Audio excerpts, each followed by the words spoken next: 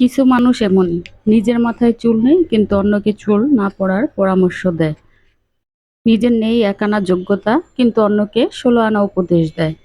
নিজের ঘরের খবর নেই, পরের ঘরে কি হয় না হয় তা নিয়ে মাতামাতির শেষ নেই। কি আপুরা ঠিক বলেছি না? এরকম কিছু লোক তো আমাদের সমাজে চারপাশে সবার মাঝেই আছে। আর এরকম মানুষের থেকে সব সময় দূরে থাকার চেষ্টা করবেন, যাতে এরা আমাদের আশেপাশে থেকে সব সময় দূরে থাকে।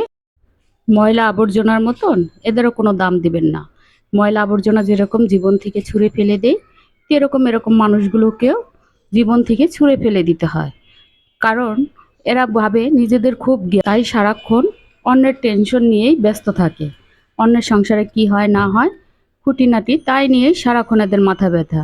আরে পরের সংসারে না তাকিয়ে নিজের সংসারের দিকে তাকা, নিজের সংসারের দিকে মনোযোগ দে।